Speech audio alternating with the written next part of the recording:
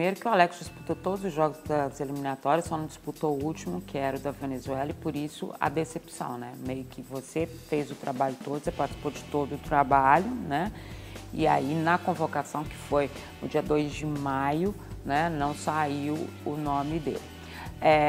E o Alex, nesse período, ele ainda estava com a questão do Parma, né? Todo mundo se lembra, ele tinha passado pelo Cruzeiro, e nessas idas e vindas, né? O Parma entrava na justiça, o Alex não podia jogar, o Alex conseguia liberação, ia para o jogo, chegava no fechado, não podia jogar. Era uma coisa muito tumultuada naquele momento.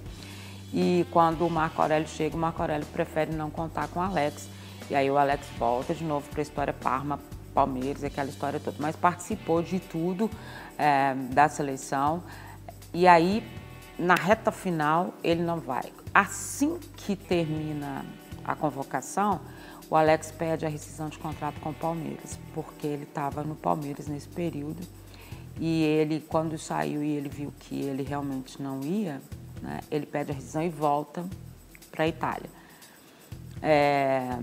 Ele me conta, né, e aí é de contar mesmo, porque obviamente eu ainda não tinha uma relação próxima com ele. Ele diz que na hora que ele viu tudo assim, foi realmente um choque para ele, né, naquele momento. Só que o Alex sempre foi e é hoje treinador e era um jogador muito maduro, né, entendia aquelas histórias todas.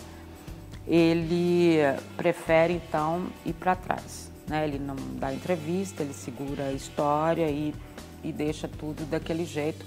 E o Brasil segue. Na véspera da estreia tem a contusão do Emerson, né, jogando lá no gol, né, ele acaba se contundindo, e aí renova essa esperança do Alex de ir, e o Alex acaba também não sendo convocado, a opção é pelo Ricardinho, e ele não vai. O Alex diz que o Felipe nunca falou com ele sobre o motivo que não fez com que ele fosse para a Copa do Mundo, né? Que talvez tenha sido assim uma das maiores injustiças de todos os tempos em termos de jogadores em Copas do Mundo. Ele conta que ele já conversou com o Felipe, e isso é verdade, várias vezes, né? Eu particularmente achava que ele já tinha conversado com o Felipe sobre isso, mas ele disse que nunca falaram sobre Copa do Mundo e que o Felipe nunca explicou para ele, porque ele também não perguntou e porque eles não conversaram sobre isso. Nas explicações do Luiz Felipe, ele diz que ele queria um jogador que pudesse não só fazer com que o Brasil fosse mais à frente em termos ofensivos, mas que voltasse também para fazer um jogo de marcação, em virtude dos adversários que você não tinha muita ideia em termos de Copa do Mundo, como é que eles iam atuar. E que nessa história a opção foi pelo Ricardinho.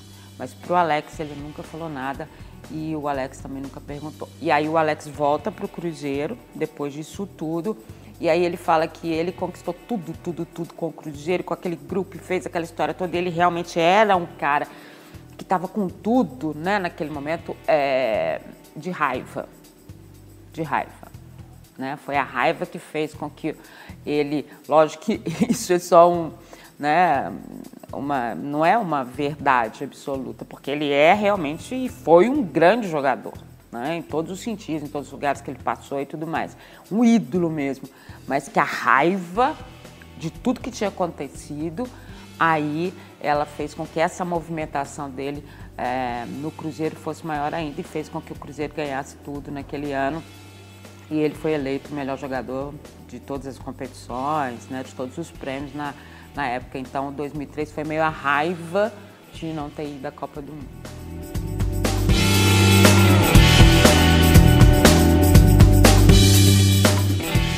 Interessante que essa Copa tem uma ligação com a minha vida assim, bastante diferente. Eu não fui como jornalista, né, na Copa, mas eu vivi a Copa muito de perto em relação às pessoas, né, até porque tinha os dois, né, o Vanderlei que tinha sido o treinador, daí o Luiz Felipe Scolari que estava no Cruzeiro e foi para lá, né, o próprio Alex que veio depois, enfim, todo mundo. E aí eu estava no sítio da minha irmã, era um final de semana de folga, e aí não tinha ainda essa antena de celular normal, tinha uma que vinha da parede com um fiozinho, você colocava no celular. Quando eu olhei no meu celular, tinha um monte de chamada. Eu falei, o que está acontecendo? Só que estava difícil de falar pelo celular. Aí eu fui para um lugar lá que dá para você falar no celular. No primeiro telefonema, eles já me falaram assim, Dimara, o Ricardinho, a gente precisa falar com o Ricardinho e tal. Eu falei, que Ricardinho? O Ricardinho do Cruzeiro. Eu falei, mas por que o Ricardinho? Não, porque ele foi convocado para a seleção. Eu falei, não. E eles, como se não? Eu falei, não, o Ricardinho que foi é o do Corinthians, não é o do Cruzeiro. E ainda a imprensa brasileira, ainda, né, alguns teimavam e falavam para ele, não, é o Ricardinho. Aí liguei para o Ricardinho, né, o do Cruzeiro, que obviamente o assessorava, falei, ó, o pessoal tá ligando, mas não é. Ele falou, não, eu vi, é o outro. Eu falei, pois é, mas eles estão achando que é você. E aí eu também acabei dando a notícia para a imprensa brasileira que não era o Ricardinho do Cruzeiro e era o Ricardinho do Corinthians.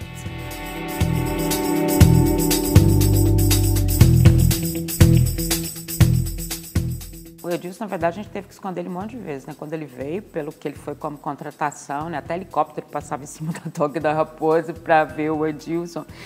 E ele vai para a Copa do Mundo, né? Só que a gente já sabia que ele não ia ficar no Cruzeiro, fazia parte da reformulação que o Cruzeiro ia fazer e ele não ia ficar no Cruzeiro. Só que ao término da Copa do Mundo, né, o Cruzeiro vai para a disputa da Copa dos Campeões no Nordeste, que é aquela final que o Cruzeiro chega contra o Paysandu e perde, o técnico era o Marco Aurélio. E aí, esse grupo que já tinha Sorin, já tinha Cris, né, era um grupo forte. Mas, obviamente, por tudo que aconteceu com o Brasil, a conquista da Copa do Mundo, né? O Edilson pode não ter sido titular e tudo mais, mas ele era uma figura muito carismática, né? Então ele chamava muita atenção do torcedor em si, por tudo que ele fazia. E aí, quando eu desci do ônibus, pisei no chão em Fortaleza, todo mundo começou a gritar, cadê o Edilson? Cadê o Edilson? Eu falei, não, porque... E a gente não podia contar que ele ainda não ia ficar, tinha que haver o acerto, a rescisão, como é hoje, né? Tem que ter todo o acerto e tudo mais. E aí eu falava para eles assim, não, ele tá descansando, mas ele vem, ele vai integrar esse grupo da Copa dos Campeões, enfim.